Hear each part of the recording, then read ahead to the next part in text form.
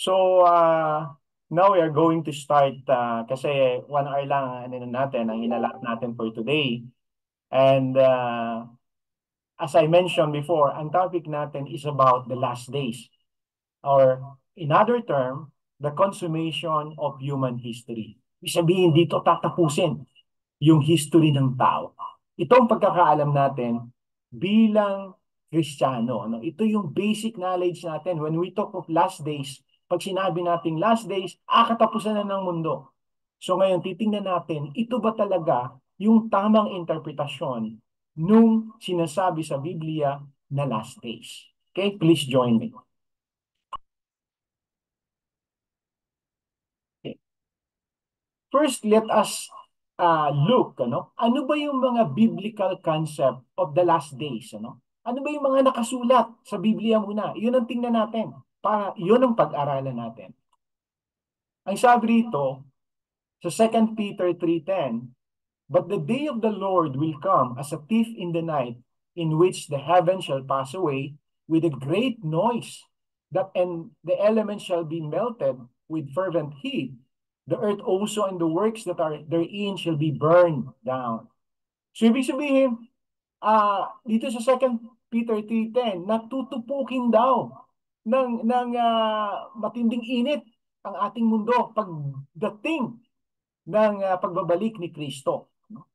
And he will come, babalik siyang bilang parang isang magnanakaw. Ibig sabihin, walang nakakaalam. At in that day, magugunaw ang mundo sa pamamagitan ng apoy. At dito naman sa Matthew 24:29, "Immediately after the tribulation of those days, shall the sun be darkened, and the moon shall not give her light, and the stars shall fall from heaven, and the powers of the heaven shall be shaken." So imagine niyo, no? Dun daw sa time na yon, yung time of tribulation, ang araw daw ay magdidilim at ang buwan ay hindi magbibigay ng liwanag at ang mga bituin ay babagsak mula sa kalangitan. Imagine natin yon, ano? Nakakatakot. Yung mga bituin, imagine mo, isang bituin lang kayang gunawin nun. Mas malalaki ang mga bituin. Ang bituin is also a planet, ano? So, mas malalaki pa sa Earth ang bituin, ano? So, talagang walang matitira sa ating mundo. And then, dito sa third biblical verses, 1 Thessalonians 4:16 and 17, "For the Lord himself will come down from heaven with a loud command, with the voice of the archangel, and with the trumpet call of God. And the dead in Christ will rise first. After that, we who are still alive and are left will be caught up together with them in the clouds to meet the Lord in the air, and so will be with the Lord forever."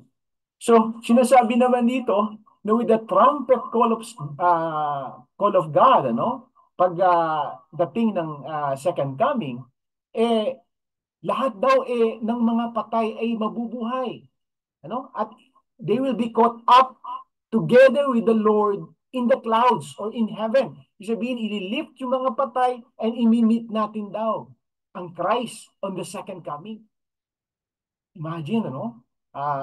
Parang fantasy, ano? Sa movie natin nakikita. But ang tanong dito, is this literally interpreted? No? Ito ba talagang literal? Ang ibig sabihin ni ganun talaga. So ito ang ating bibigyang liwanag ngayong umagang ito. So section 1, the meaning of the last days. Ano ba yung tunay na kahulugan ng last days?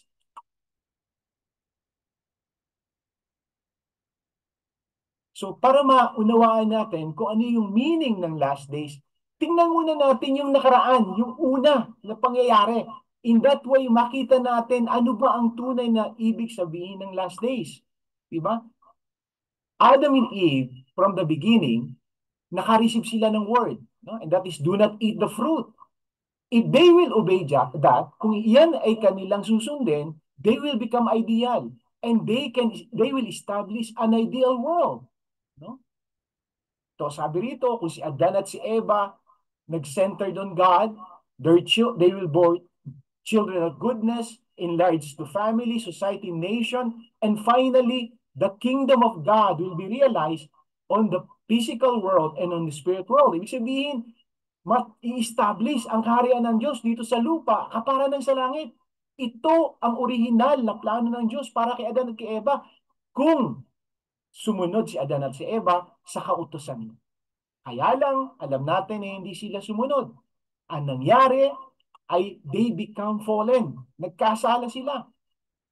At ang na-realize, instead na idealness, ang na-realize pamilya, sosyedad, nasyon, o kaharian ni Satan ang na-establish sapagkat si Adan at si Eva ay sumentro sa katuruan ni Satanas. So, instead na yung original na kingdom of heaven sa lupa at kapara ng sa langit, ang na-realize ay kaharian ni Satanas sa lupa kapara ng sa langit. So, ito yung natupad. Ngayon, tingin niyo ba iiwanan ng Diyos ang kanyang anak sa kalagayan kung saan sila ay maghihirap, magsasuffer? No.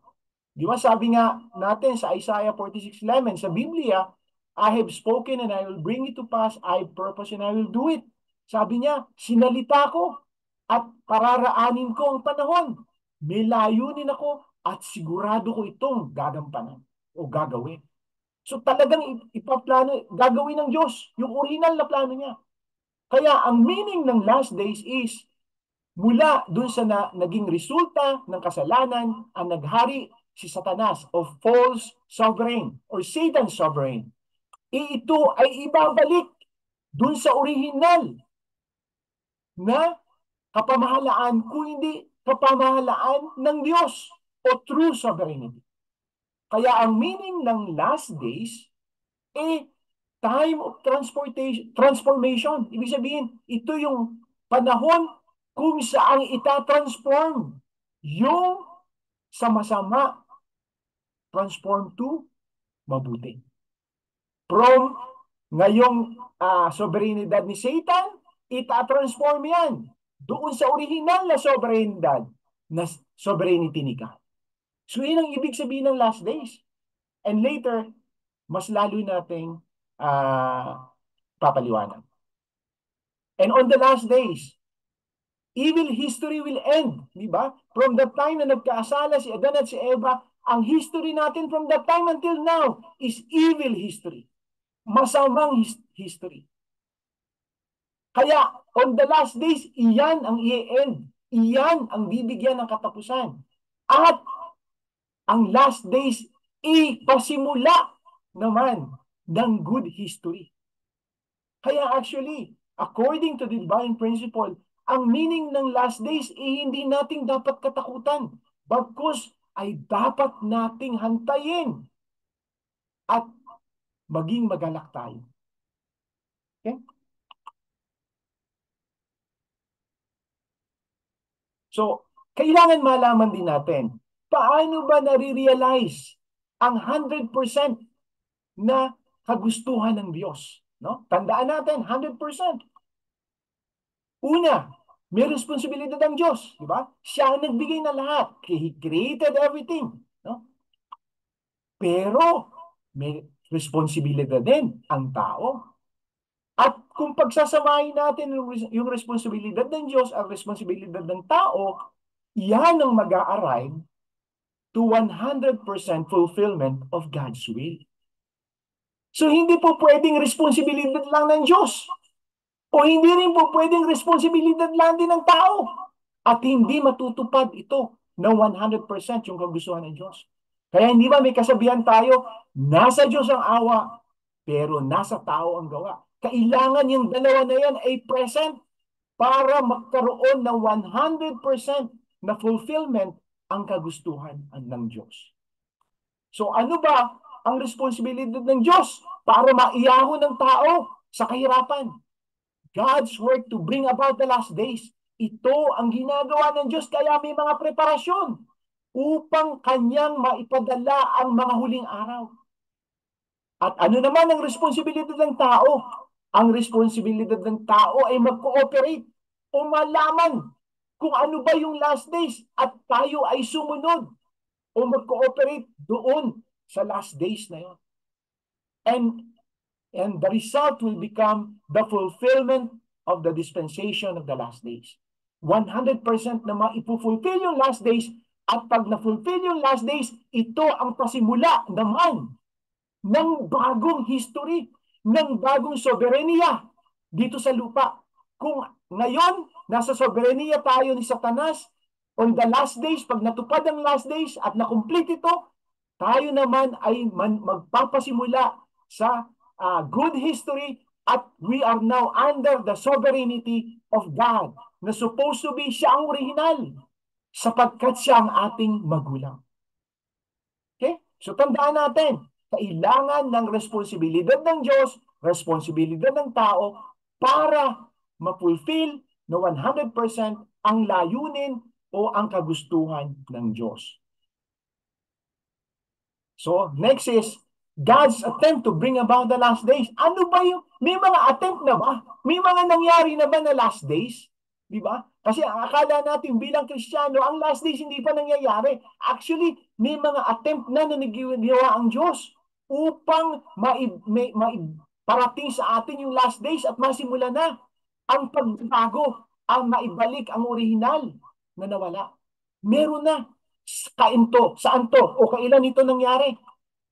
Sabi rito sa Genesis 6:13, and God said unto Noah, the end of all flesh is come before me, for the earth is filled with violence through them, and behold, I will destroy them with the earth. Sinabi rito ng Diyos, sabi niya, ang katapusan daw ng lahat ng laman ay darating, sapagkat ang mundo natin ay puno na ng kasamaan. And behold, sisirain niya ang mundo sa pamamagitan ng mundo. Ibig sabihin, sa pamamagitan ng baha. So ano ibig sabihin nito? Ibig sabihin nito na nung time ni Noah, that is actually the last days. The first attempt of God na i-brought ang last days is on the time of Noah. Ito yung unang pagpapadala ng last days. Sapagkat sa panahon dapat ni Noah sa pamilya nila ay magsisimulang muli ang lahi ng tao. Pero bakit hindi naging fulfill ang last days at the time of Noah? It is because of the failure of Ham. Ito yung second son ni Noah. So later, itatopic natin yan. Ano ba yung naging kasalanan ni Ham? Actually, alam nyo ba na kaya naghirap ang mga Israelita for 400 years of slavery sa Egypt dahilan sa pagkakasala ni Ham. Sapagkat sinumpa ni Noah yung kanyang anak, sabi niya, dahil sa iyong nagawang kasalanan, sabi niya, ang iyong descendants ay magiging alipin sa banyagang lugar. So later natin itopic yan. And do you think that is the last days na pinadala na ng Diyos? Hindi pa. According to divine principle, on the time of Jesus is also the last days. Sabi dito sa Malachi 4:1, for behold, the day is coming like an oven, when all the arrogant and evildoers will be stubble. The day that is coming shall set them ablaze, says the Lord of hosts, so that it will leave them neither root nor branch. So sa panahon daw ng pagpunta ng Misaya, yung unang pagpunta, parang oven daw. Magiging oven ng ating mundo. Na lahat daw ng arrogant and evildoers will be stubble. At masusunog lahat. At walang ititira kahit na ugat.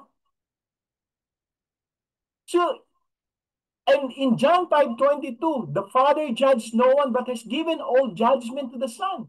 So meaning, the Messiah is the judge at the time.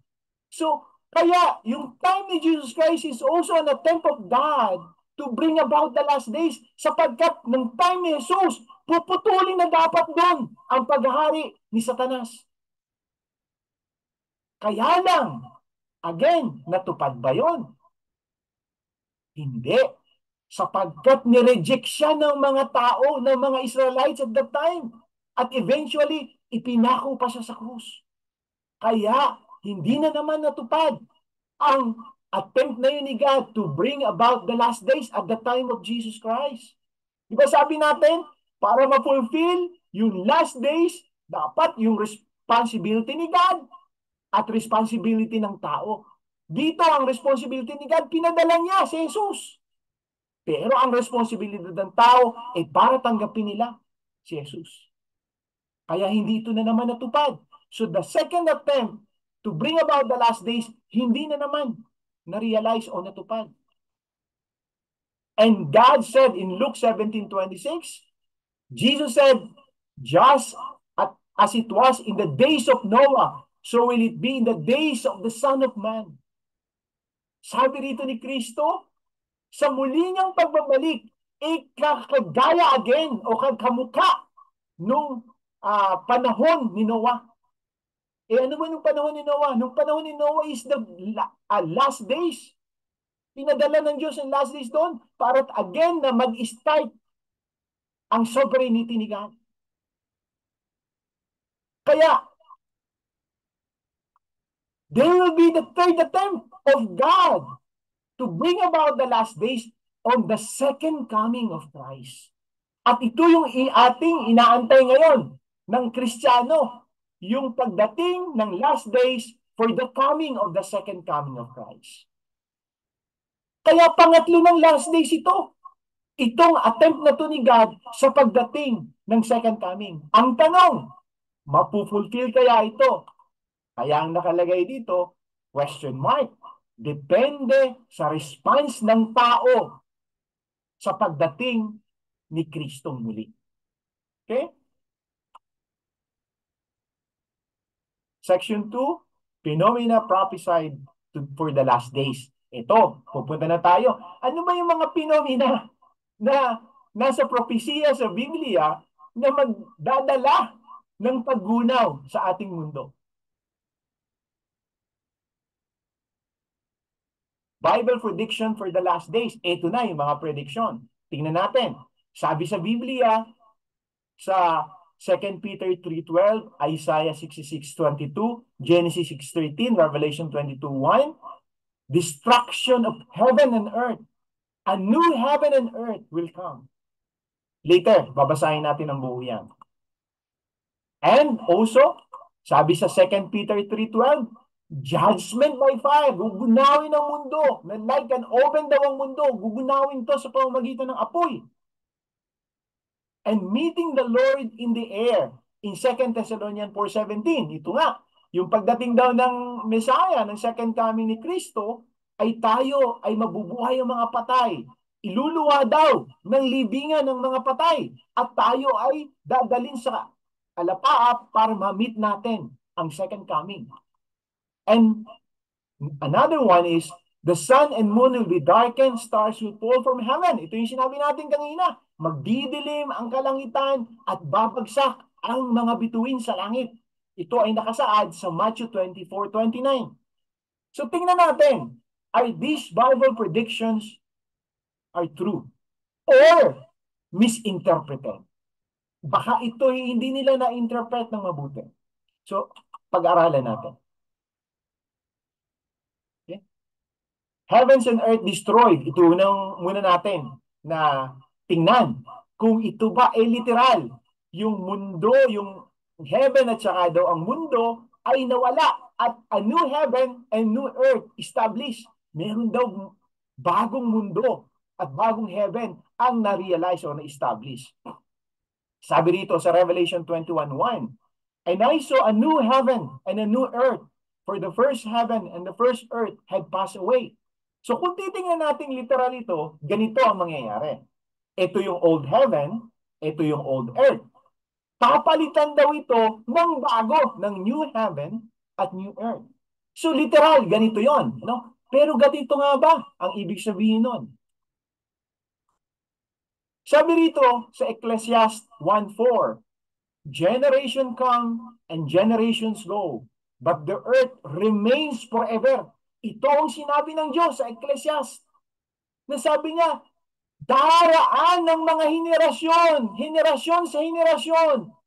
Pero ang mundo ay mananatili magpakailanman. Ano yan? Tandaan niyo yan, ha? Sabi rin dito sa Psalm 78:69, He built His sanctuary like the high heavens, like the earth, that He established forever. Pinakikita pa rin dito na ang heaven and earth will be established forever. Hindi ito masisira.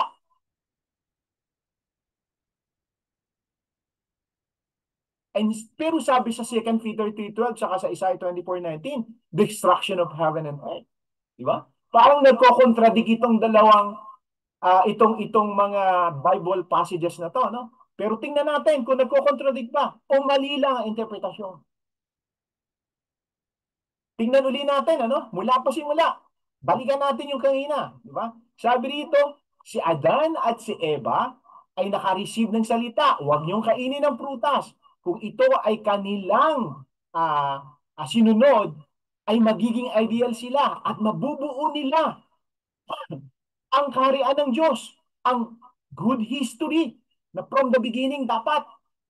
Kaya lang, hindi nila sinunod ang utos ng Diyos at ang na-create, ang na-establish ay kaharian ni Satan.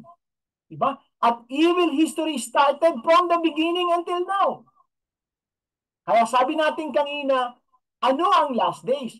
From false sovereign sa masamang paghahari ni Satanas ay ibabalik yan sa paghahari ng tunay na hari, ng tunay na Diyos.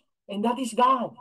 Diba? Kaya ang meaning ng last days is time of transformation. Ibig sabihin, yung kaharian ni Satanas ay bubuwagin at ang kaharian ng Diyos ay muling pasisimulan. Iyan ang ibig sabihin nun. Kaya, hindi ba ang ibig sabihin nun ay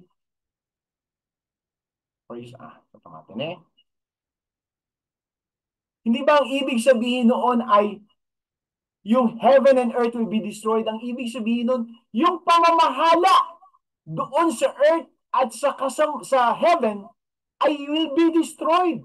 At a new heaven and a new earth, ibig sabihin panibagong pamamahala ang muling itatayo. Kasi tandaan natin, sabi dun sa binasa natin ng mga Bible passages, hindi gugunawin ng mundo, it will remains forever like the sanctuary of high heavens. At sa tingin natin, in-invest ni God lahat-lahat. No? Everything to create the creation para sa tao. Ang nagkasala ang tao, hindi ang creation. Bakit niya gugunawin ang creation? Pag ginunaw niya ang creation at ang tao, He is a failure God.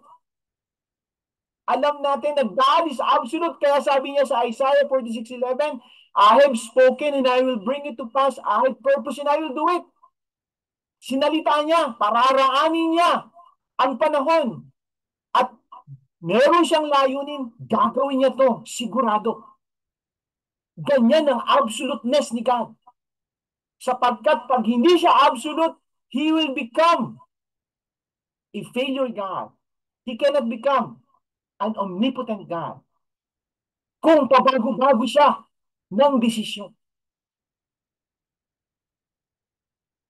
Kaya, hindi niya gugunawin ng mundo. Ang ibig sabihin to ng heavens and earth will be destroyed, hindi yung literal na heaven and earth, kung hindi yung pamamahala na nangyayari ngayon sa ating mundo at sa heaven o sa spirit world. At ito ang bibigyan ng huling araw sapagkat sa pagdating ni Kristo, ituturo niya ang kautusan o ang pagmamahal ng Diyos sa tao at pag sumunod ang tao sa muling pagbabalik ni Kristo, ang marirealize ay panimula ng pagtatayo ng bagong soberenya. At ito ay ang paghahari ng Diyos dito sa lupa kapara ng sa langit. Okay? Naunawaan nyo na hindi literal na gugunawin ng mundo at ang heaven, kung hindi ang gugunawin ay ang kasalanan, ang paghahari ni Satanas. Yun ang bibigyan ng huling araw. And next na prediction na kaninang binasa natin, heaven and earth will be judged by fire. Gugunawin daw ang mundo sa pamamagitan ng apoy. So ito pag-aralan natin, literal ba to? Sabi rito sa 2 Peter 3:12, as you look forward to the day of God and speed its coming, that day will bring about the destructions of heavens by fire, and the elements will be melt in the heat. So ibig sabihin, susunugin ang ating mundo. Parang ganito sa picture, kung makikita nyo, nasusunog ang ating mundo. Tingin nyo, a God of love, no? An absolute God will destroy His own creation? No. Pag ginawa niya yan, si Satan ang panalo. Si God ay sa failure. Sapagkat sa pagkagunaw ng kanyang creation, parang isinabit niya ni God kay Satan ang panalo. Okay? So ito ba ang ibig sabihin nito? Check natin. Sabi sa Malachi 4:1, for behold, the day come that shall burn as an oven, and all the proud and all that do wickedly, so tomatin the wickedly shall be stubble, and the day that comes shall burn them up, said the Lord of hosts, and it shall leave them neither root nor branch. Ito yung sinabi natin kanina, na pagdating daw ng muling pagbabalik, ay parang magiging oven ang buong mundo at susunugin niya. Kahit walang ititira kahit isang ugat o kaugat-ugat naman ng kahit ano. So ito, yung una na prediction. Sabi naman sa John 5:22, for the Father judged no man, but had committed all judgment unto the Son. Binigyan daw ng kapamahalaan upang magbigay ng judgment ang anak ng Diyos, si Kristo. So, tandaan niyo yan, meron tong pagkakasunod-sunod. Pangatlo, sa John 9:39, and Jesus said, for judgment I am come into this world, that they which see not might see, and that they which see might be made blind. So sinabi rin ni Kristo na nagpunta rin siya dito para i-judge niya ang buong mundo. So tingnan natin. Sa Luke 12:49, I am come to send fire on the earth. Sinabi ito sa Biblia, sabi ni Kristo, I am come to send fire on the earth. And what will I? It be already kindled. So sabihin natin kaya magkakasunod-sunod ito. Tingnan natin ngayon dito sa pinakahuling sulat sa Jeremiah. Is it not my word like a fire, said the Lord, and like a hammer that break the rock in pieces? Hindi ba ang aking salita ay kapara ng apoy? Sabi daw ng Panginoon, sabi daw ni Kristo, and like a hammer that break the rock in pieces. So sa makatuwid, anong ibig sabihin nito? Sabi dito, susunugin ng buong mundo. Sabi sa John, binigay daw ng Ama o ni God ang judgment na kapamahalaan kay Kristo. Ang sabi ni Kristo sa John 9:39, sinabi niya, yes, ako'y pumunta rito para i-judge ang mundo. And sabi rito sa Luke, nagpunta ako rito to send fire para magpadala ng apoy dito sa mundo. Pero, kung titingnan natin ng Jeremiah, ang sabi niya, hindi ba ang aking salita ay parang apoy? So, ang ibig sabihin dito na pagsunog ng apoy sa ating sanlibutan ay tutupukin ang kasalanan ng mga salita ni Kristo sa kanyang muling pagbabalik. Ito ang ibig sabihin ng heaven and earth judged by fire. Meaning, we will be judged by the words of Christ. That is the meaning of that. Yan ang ibig sabihin yan. Na magkakaroon tayo ng judgment sa pamamagitan ng salita na daladala ng muling pagbabalik na Kristo.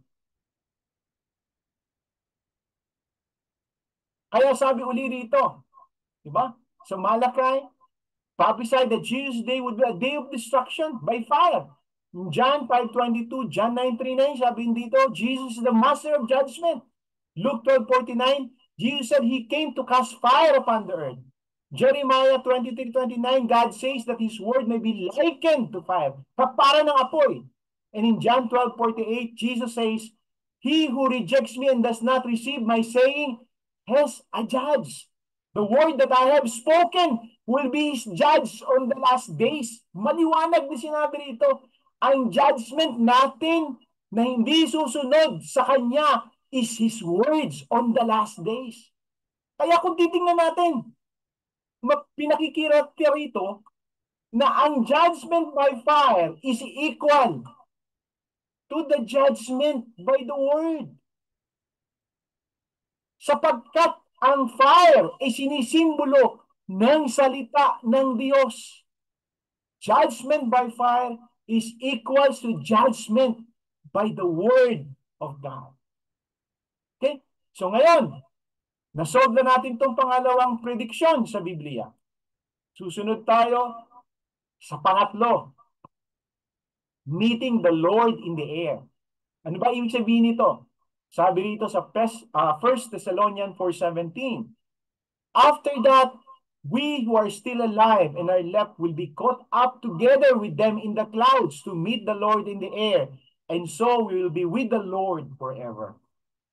Sabi doon, na kung itutuloy pa natin yon at yung mga patay naman na nabuhay kay Kristo, they will be also caught up together with us in heaven. Ibig sabihin, sa muling pagbabalik daw ni Kristo, with the trumpet sound of God, lahat ay mabubuhay at dadalhin sa alapaap and we will meet the Lord in person. Ito daw yung mangyayari sa huling araw, sa muling pagbabalik ni Kristo. Tingnan natin, ito ba ay literal? Tingnan natin sa Matthew 6:9, sa Lord's Prayer. Diba sabi dito sa Matthew 6:9, Lord's Prayer, sabi niya, Ama namin sumasalangit ka. Or in English, Our Father who art in heaven. Actually, yung heaven o yung langit na kinokonotes doon, hindi isang lugar. Ang ibig sabihin nun, na God is exalted in sacredness, in holiness. Ang heaven, meaning is, exalted one, holy, or sacred. It's a state. It's not a place. So, ano ibig sabihin nito? Hindi lahat kasi na sinasabi sa heaven is a place, it means estado. So, God is exalted, holy, living in sacredness. So, ngayon, ano ibig sabihin nito? Na meeting the Lord in the air. Ibig sabihin, sa muling pagbabalik ni Kristo, ang mga taong nabuhay sa kanyang mga salita at yung mga taong nabubuhay at that time sa muli niyang pagbabalik, na nabubuhay sa salita ng Diyos, ay kanyang inimit. Kanya ay magiging pundasyon upang siya ay tanggapin sa kanyang muling pagbabalik. Kaya sabi rito, foundation to receive the second coming of the Messiah are those people who live in accordance with God. Yung mga taong namatay na mabubuti, yung mga taong namatay na sumusunod sa salita ng Diyos, at yung mga taong nabubuhay nung time na muling babalik si Kristo, sila ang magiging pundasyon upang ipadala ang second coming of Christ. Tandaan natin, sa bawat attempt ni God na pagpapadala ng huling araw, may mga preparasyon yan. Kaya kung makikita mo yung ating pinag-aralan doon sa one-day seminar, di ba? Bago siya magbigay ng bagong tipan, ipeprepara muna niya ang espiritualidad at ang intelektual ng tao upang maging akma sa pagtanggap sa bago o mas mataas na antas ng katuruan. So ito yun. So ibig sabihin na meeting the Lord in the air, yung air, it symbolize exalt, holiness, sacredness. Di ba? Makikita natin yung alapaap, di ba? Sabi rito, alapaap. Paano ba napuproduce ang alapaap? O ang clouds? Di ba? Ang clouds is process of condensation, ano? Ito yung nililinis nito, no? Yung tubig, once siya naging tubig ulan ka na, nag-form na into clouds, malinis na 'yon, no? Dun sa process of condensation or evaporation. Hindi ako familiar doon. So, yun.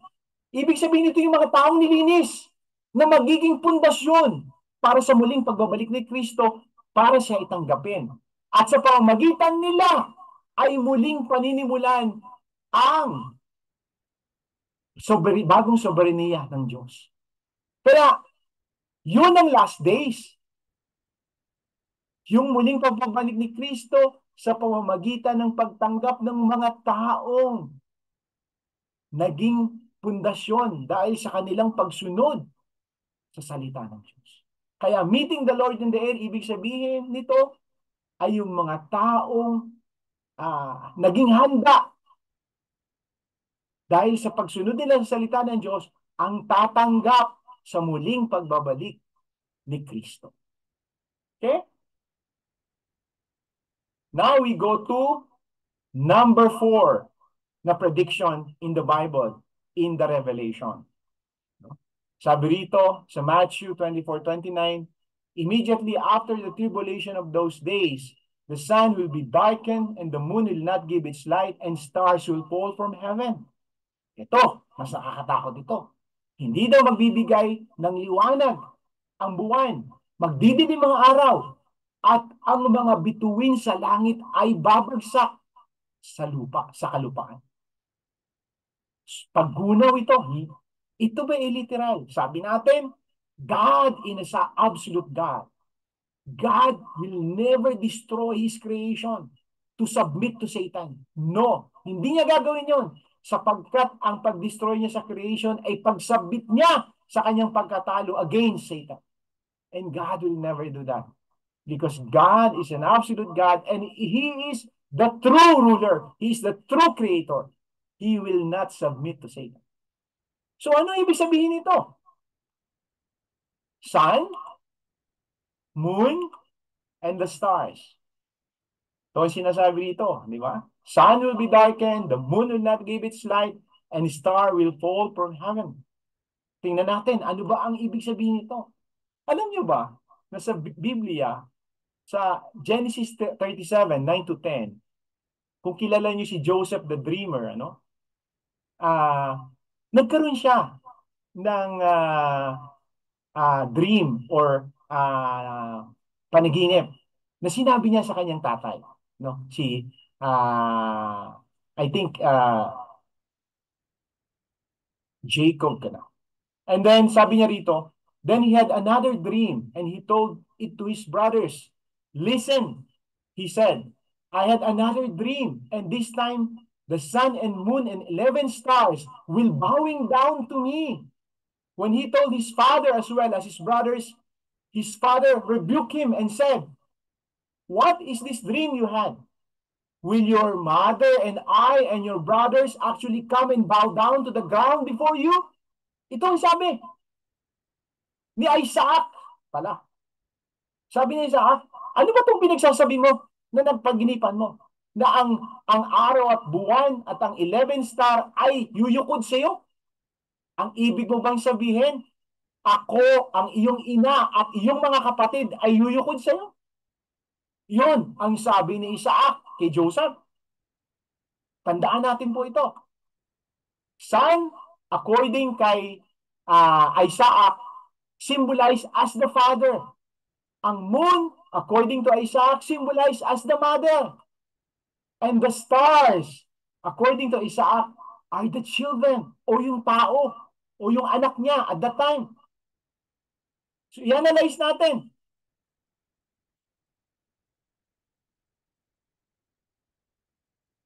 In the Old Testament, no? Ito sa Genesis na binasa natin, ang simbolo ng sun is the father, ang simbolo ng moon is the mother, ang stars is the children. How about in the New Testament?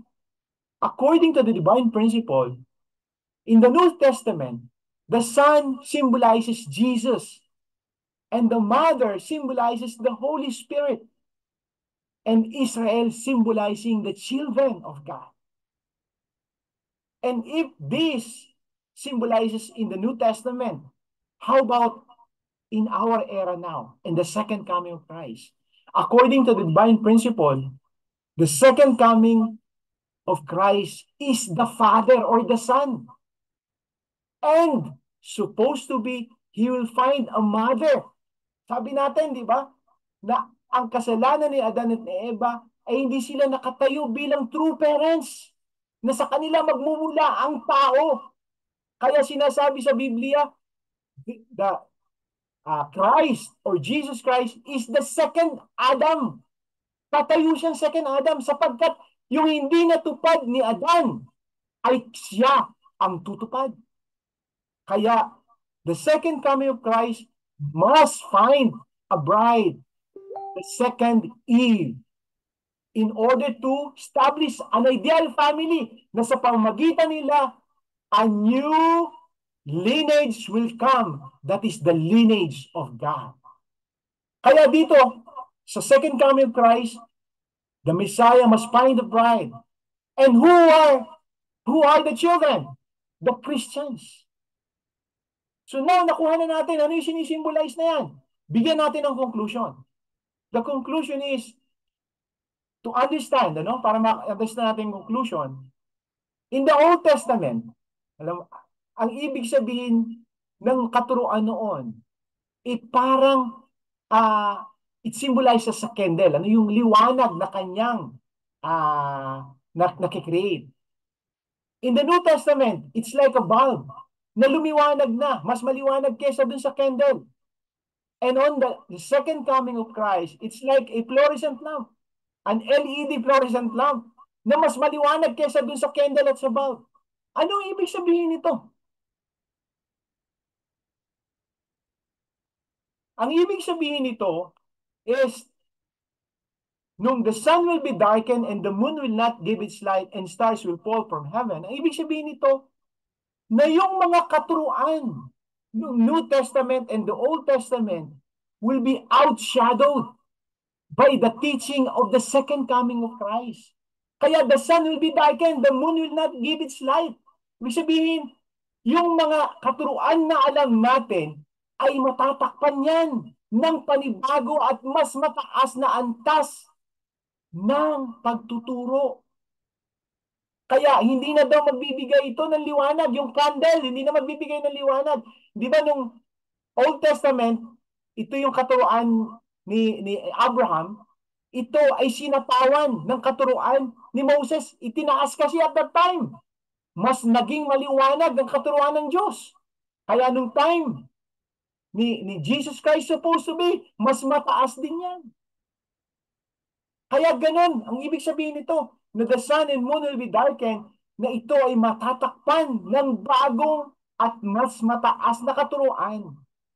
Sapagkat inaasahan ng Diyos sa panahon natin ngayon ng ating espiritualidad at intelektual ay tumaas na makakaangkop na sa bago at mas mataas na katuruan. Sa anong layunin? Upang maibalik tayo dun sa nawalang posisyon as God's children. Di ba?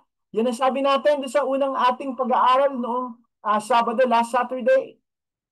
Na ang layunin ng history, ang goal ng history is to bring back yung nawalang posisyon natin bilang anak ng Diyos.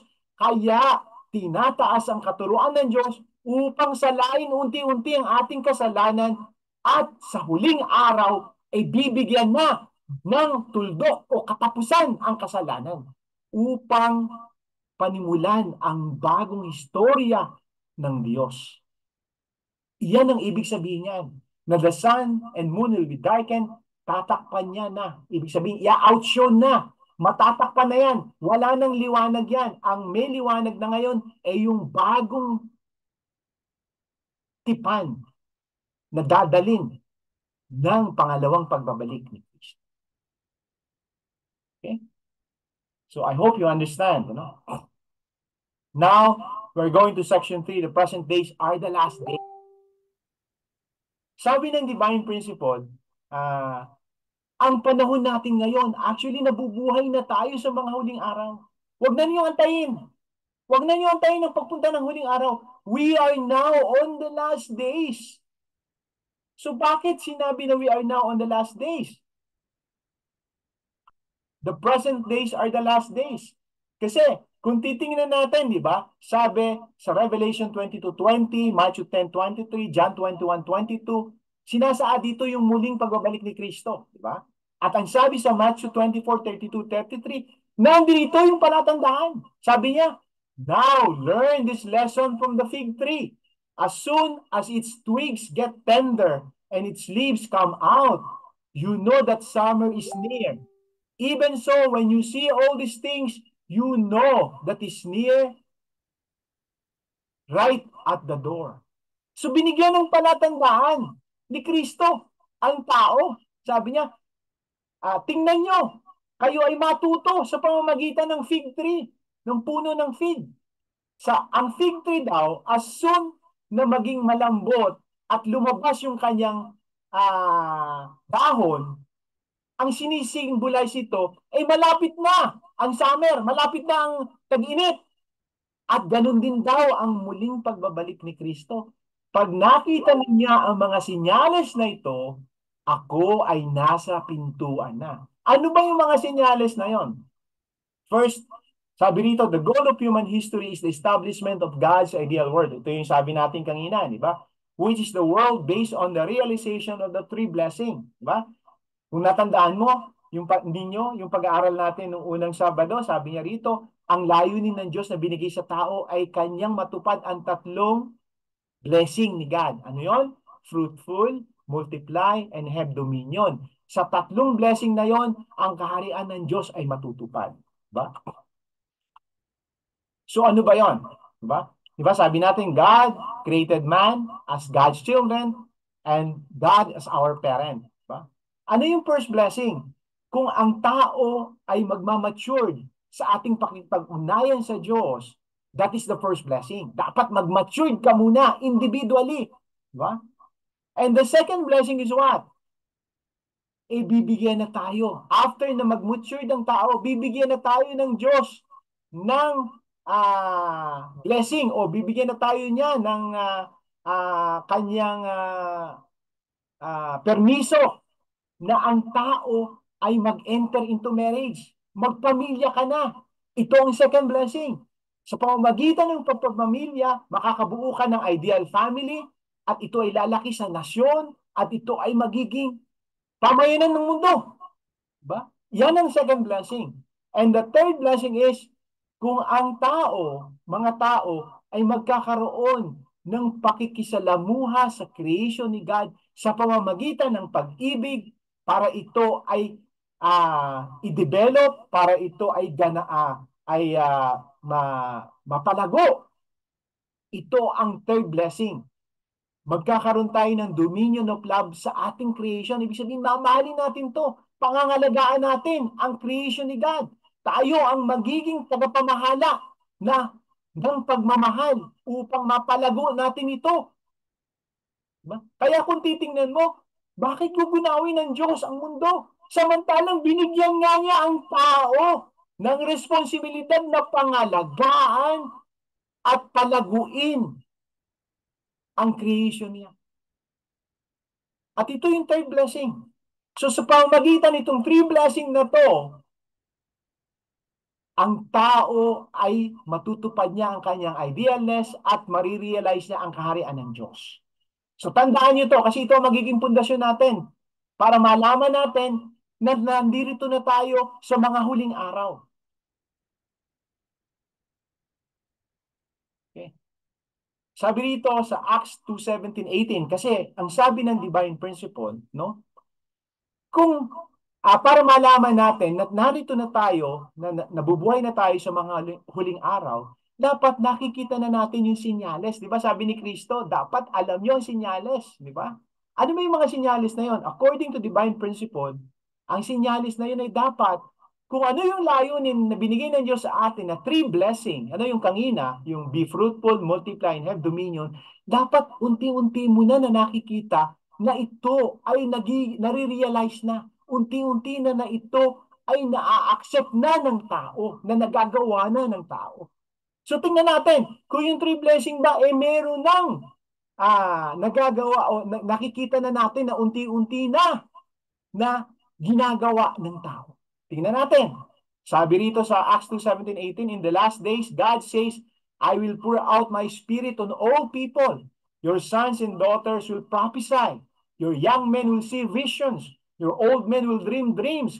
Even on my servants, both men and women, I will pour out my spirit in those days, and they will prophesy. Sa mga huling araw daw, ang tao ay magkakaroon na ng ugnayan sa Diyos. I will pour out my spirit on all people. Kaya daw ang mga tao, ang ating mga anak, ay makakadream na. Makakadream na ng mga vision, ng inspiration. And then, magpa-prophesy na on the last days. Hindi ba makikita natin ngayon na sa maraming tao na actually who prophesy about the coming of the Lord, who prophesy about many things, about what will happen in the future. And this is a sign na ang tao ay nagmamature na sa ating pakikisalamuha sa Diyos dahil unti-unti na nabubuksan na ang ating espiritu at ang ating intellect. Diba yun ang sabi natin? Na habang tumataas ang intelektualidad at espiritual ng tao, tumataas ang antas ng pagtuturo ng Diyos. Ito ang layunin ng Diyos upang buksan ang ating kaalaman sa Diyos at espiritu. Kaya on the last days, ito ay palatandaan ng unti-unti nang natutupad ang first blessing to be matured sapagkat sabi dito ni Kristo o ng Diyos na sa huling araw, I will pour out my spirit on all people. Your sons and daughters will prophesy. Magkakaroon na ng mga propesiya na ating maririnig. So ito ay isang palatandaan na unti-unti na nare-realize ang first blessing ni God. Na nare-restore na ang ating relasyon sa Diyos na nawala dahil sa pagkakasala. Nawala, di ba, nabulag tayo sa espiritu ng Diyos, nabulag tayo sa mga kaalaman tungkol sa espiritualidad kasi nagkasala ang tao. So, ibig sabihin, on the last day, dahil tumataas na ang ating antas ng espiritu at intellectual, nagkakaroon na rin tayo ng unti-unting pagbubukas ng kaalaman tungkol sa Diyos at sa espiritu. Kaya ito yung unang senyales na naririto na tayo sa last days. Pangalawang senyales, restoration of an ideal family, society, nation, and world. Di ba yung second blessing? Di ba? Dapat nakikita na rin natin na unti-unti na-realize yung second blessing sa panahon natin. Paano ba natin nakita sinyalis ito? Di ba? Ito yung second blessing, di ba? Adam and Eve, centered on God, they will create an ideal family, society, nation, and a one world family under one parent, and that is God. Ito yung second blessing. Nakikita na ba natin to sa ating panahon? Unti-unti, nakikita na natin yan, di ba? Nakikita natin ngayon na meron ng merging ng mga culture. Nag-aasawa na ng different nationality to nationality, di ba? Nagme-merge na ang mga kultura natin. Wala na tayong individualism, di ba? Pangalawa, ang establishment ng United Nations Organization. Ibig sabihin, nagkakaroon na ng cooperation ng bawat nation. Di ba? And number three, yung sense of brotherhood. Ibig sabihin, ang tao ngayon, nagngangaral na kahit anong itsura mo, kahit anong kulay mo, kahit anong salita mo o relihiyon, tayo ay magkakapatid at isa ang ating magulang at iyan ang Diyos. So ito ay mga sinyales ng second blessing of God na to establish a one world family, a God-centered world is realizing sa panahon natin ngayon. Kaya makikita nyo na ito ay pangalawang sinyales na naririto na talaga ang last days na kung saan ay paminimulan, ay magbibigay ng daan upang mapasimulan ang kaharian ng Diyos. Pangatlo, ano ba to? Yung third blessing, di ba? Yung dominion of love sa creation, yung ating pamamahala ng pagmamahal sa creation ni God upang ito'y palaguin at mag-exist, ano? So, ito yung third blessing. Yung physical self natin, yung spiritual self, magkaroon ng interaction to one another, centering on love. Diba? Ngayon, nakikita natin, diba, sa panahon natin ngayon, napakarami ng mga tao na merong concern sa ecology, di ba? Marami na ngayon sa number 2 conservation movement, marami ng conservation movement o group na nagsusulong na dapat huwag natin itong gawin, nakasisira ito ng kalikasan, dapat ganito ang gawin natin, di ba? Ito yung mga nagsusulputan ngayon. And three, technological advancement upang protektahan ang ating mundo, di ba? Marami na yung pagkukulture natin ng mga halaman, di ba? Yung sisid natin ng tubig upang magpaulan para masuplayan ang ating kabundukan. So ito yung mga senyales na ang third blessing o yung ating pamamahala ng pagmamahal upang ating mapalago ang ating mundo, kalikasan, ay unti-unti na rin nagkakaroon ng realization. Di ba? So ito, yung tatlo na according to the divine principle na senyales na tayo ay nabubuhay na sa mga huling araw. Ito na yon, yung mga huling araw. Kaya ngayon, dapat tayo ay maging responsable na sundin itong three blessing na to. At ating paghandaan ang pagmuling pagbabalik ng Kristo. Ito ang ating responsibilidad. Di ba? Sabi kanina, para ma-fulfill ang 100% ang dispensation for the last days, dapat ang responsibilidad ng Diyos plus responsibilidad ng tao equals to 100% fulfillment of the last days. So ito na yon. Papadala ng Diyos ang Kristo, ang ating responsibilidad ay sundin ang three blessing at makilala natin ang muling pagbabalik ni Kristo. At base diyan, pag iyan ay natupad ng tao, ang pasimula ng kaharian ng Diyos ay marirealize. Kaya now we are living on the last days. So, the present days are the last days, di ba? Perfected individuals, ito yung first blessing, yung maturity, matured people. Ito yung mga taong naghahanap na ng human rights freedom, equality spiritual phenomena, equality ng races, di ba? Ito na, yung sinyalis na nagmamature na ang tao. Pangalawa, establishing ideal families, nations, and world, di ba? Meron ng mga emerging cultures of nation, United Nations, di ba? Cultural exchange para sense of brotherhood, di ba? Nagkakaroon na tayo ng cultural exchange para makilala natin yung mga kultura ng iba at sa pamamagitan nun, magkaroon tayo ng sense of brotherhood, di ba? At pangatlo, dominion of love over the creation, di ba? Kaya yung kanina sabi natin, ecological concern, conservative movements, mga technological advancement na ginagamit na ng tao ngayon upang protektahan ang ating mundo. So unti-unti ang three blessing ni God ay nare-realize na ng tao. So ito yung last days, and then once na na-realize itong last days, first day naman yon ng pag-start ng ideal world. So tandaan nyo ha, ang last days ay ito yung mga huling sandali o huling araw ng kasalanan. Ito yung time kung saan ang Kristo ay babalik upang maging matagumpay sa pagtatapos ng last days upang ang tao ay maturuan. Pero responsibilidad ng tao na sumunod at makilala ang muling pagbabalik ni Kristo. At sa ganyang paraan, ang last day will end, matatapos ang huling araw, at ito ay pasimula naman ng pagtatayo ng ideal world kung saan si God ang nasa soberenya o pamamahala bilang ating magulang. At iyan ang consummation o ang pagtatapos ng goal ng history sapagkat na-reach na natin ang level na kung saan nawala nung time ni Adan at ni Eva bilang anak ng Diyos. Okay? Thank you so much. And that's the end of our discussion for today. Kita nyo, 1 hour lang, saktong-sakto, di ba? Okay? Thank you so much. Nice. Nice.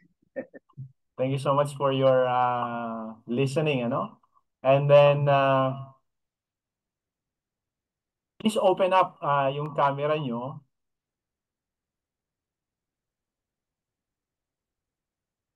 And 5 minutes lang.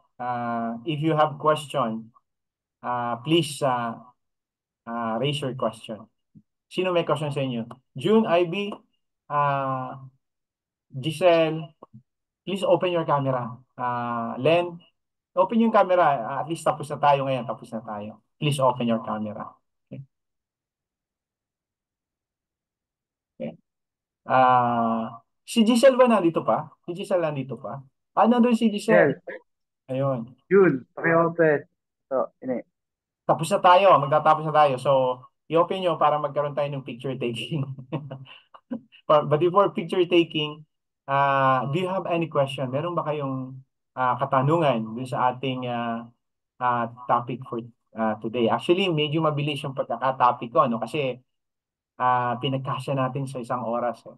But anyway, if you will continue, ano, dito sa mga follow-up na pag-aaral natin, babalikan natin yan at maliliwanagan natin lalo. No? So, actually, kung kayo meron pang mga time, the next time, ang ating pag-aaralan naman is about resurrection. Yung, nawala pala si Giselle. Ngayon lang siya nagpasok ulit. Gis, Wala.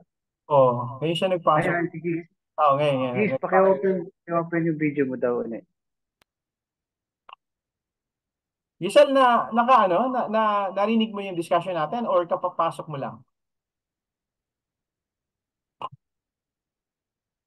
Okay. So anyway, next is resurrection, yung victory na kabit ni Kristo. Oy! Yo! Si Freddy, Ito si happy Mama! birthday! Happy Nandito birthday! Naalis kami pero Nice. nakikinig ako the whole time. Napanood, Very nice. napanood mo? Yes. Okay. So, Ayun pala si Mama. andyan nga pala siya. So, ang next is resurrection, ito yung victory ni Kristo. And then the third, the next to that is predestination. Yung ano ba yung predestination nakaturuan bilang Kristiyano? Kasi naniniwala tayo na ang Diyos binigyan tayo ng predestinasyon na kung ikaw maging masama, masama ka lang. Kung ikaw maging mabuti, mabuti ka lang. So, ganun ba kung paano mag-destine si God sa tao? Meron ba siyang binibigyan ng pabor at meron siyang hindi binibigyan ng pabor? So tingnan natin yon, yun yung pag-aaralan natin. At not only that, sa predestination, makikita natin dito yung naririnig ba natin na deja vu, no? Ibig sabihin yung mga paulit-ulit na nangyari, no? Naisip natin na parang nabuhay na ako ng nakaraan kasi parang ito nangyari na sa akin kahit na sasabihin mo na, pero first time ito, pero parang nangyari na to in the past. Yan, masasagot doon sa predestination. Okay? So, do you have any question sa topic natin ngayon about consummation of human history about last days? Merong question kayo? June, do you have any question na to? Wala naman po, naintindihan ko po na yung Okay, okay. Ano pangalan ito? Si anak mo, Joel, ano pangalan? Nakalimutan ko. Si Bea. Bea, do you have any question? Yeah. Say something, anak. Wala po. Wala ba? Okay, maliwanag naman ba ito? Maliwanag siya? Okay. So si Ivy. Ivy, ikaw ba? Do you have any question? Wala naman po, Tito. Maliwanag naman po. Maliwanag Naintindihan naman. ko naman po. I hope talaga na nakuha nyo, no? And then si Bakit naman talaga? Ate Susan. Yan, tinawag ko si Ate Susan. May yung kabang question. Emerging light kasi ako nakadating Ay, eh. Lintugan. Eh ako magtatanong para masagot mo. So ako mag-share dito. Sige, sige. Sige. Share mo. Share ka. Sige, sige. Share ka. I-share ko kay mama, naiya ako Akala ko dito. Ah! Akala. Akala ko dito. Okay? So, So, hindi ko alam yun. Biruin mo, magte-37 ako eh. Ang interpretation ko ng last days eh, yun nga, gunaw-gunaw, ganyan. diba? Happy naman pala. Masaya naman pala yun. Ay, hindi naman. Ay, hindi masaya. Ibig sabihin, yung pagsunod kasi ato ini sa Diyos, kay Kristo, actually, sakripisyo yun. Hindi ibig sabihin ko, hindi siya yung literal na Nakakatakot. Yes, hindi natin. nakakatakot na parang Yes. Pero wag mo sabihin naman na masaya, no? Baka ma-misinterpret. Oh, sacrifice din, sabi mo 50-50. 50% kay God. Yes. That's true. Okay. So anyway, kung wala kayong question, this topic natin. So ang pangako ko sa inyo, isang oras lang para hindi kayo palagi na maano naman, di ba? Magsawa, ano? So one hour lang. So let us end our, pero picture muna tayo. Teka. Ilalagay sa gallery. Okay. So please open your camera and then open na lahat ng camera, ano? Okay? So small heart, smile. Okay? Small heart, smile. Okay, 1, 2, 3. Okay. Peace. 1, 2, 3. Okay? And then, ano pa? Wala. Okay. Fighting. Okay. Fighting. 1, 2, 3. Okay. So, maraming salamat sa inyong lahat. But please join me in prayer, Okay. para to close our discussion for today. Okay. Good morning again, our most beloved Heavenly Parents, true parents of heaven and earth and humankind. Heavenly Parents, we are so happy, Father, and so grateful that you have given us your words and your love, Father, to us by listening, Father, on the things, Father, that we need to understand so that it could help us, Father, in the growth of our spirit. Heavenly Parents, we now understand that we are now living in the last days. And we need also to understand that we need to be responsible in seeking for the second coming of Christ. Because that is the crucial point to accept the coming of the second coming of Christ. Heavenly Parents, we understand, Father, that your sacrifices, Father, is so long from the very beginning of time after the fall of Adam and Eve. Your heart suffered, Father, because when you see your children suffering, as parents, your heart is more suffering, Father.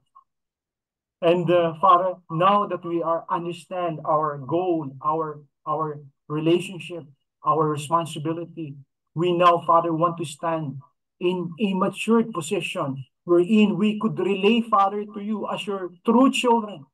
We want, Father, to do these things, not because we want to receive blessing, but we want, Father, to start with us the changes, Father, or the last days within ourselves, within our family. We must put these last days within ourselves, within our family, in order to start and welcome you in our family. Maraming salamat pong muli sa lahat-lahat. Kahit po sa maraming panahon na aming buhay, mas marami po yung pagkakataon na kami ay gumagawa ng masama kaysa sa gumawa ng mabuti. Mas marami po yung pagkakataon na nagsisik kami para sa aming sariling desire. At very seldom po na kami ay mag-seek for you. And the only time na kami po ay nagsisik sa inyo, yung time kung saan kami ay may malalaking problema, kung saan kami ay nagsasuffer. Ganyan po ka-irresponsable kami. But now, ngayon po na naunawaan na namin ang aming katatayuan, pinangangako po namin sa inyo na kami po ay naririto ngayon bilang inyong anak. Isang anak po na nakakaunawa sa kalalagayan ng kanyang magulang. And that is our pledge and promise, Father, to you, that we, from now on, we will be responsible children of yours. Not only as a member of an organization, but in our life, we will start, Father, showing that we are your true sons and daughters. Thank you so much again, Father, for this day. And we are praying, Father, that you could give us more chances in the future, that we could meet as a family and we could study, Father, your words, so that it could become the basis of our life here on earth. Thank you so much again, Heavenly Parents, and I pray, Father, these things and report in my name and in the name of the Lord Christ, our true parents. Amen. Amen. Amen. Okay, so thank you so much everyone. Maraming salamat sa inyong lahat. Sana huwag kayong magsawa. Isang oras lang, hindi tayo magtatagal para hindi Tol, thank you. Thank you sa Okay. lahat ng Yeah, Maraming okay. salamat po, Tito. Susan, Salamat po. President, God bless. God bless. June, Ivy, Bye. then Bea, thank you so much. Ay, Ato, happy birthday!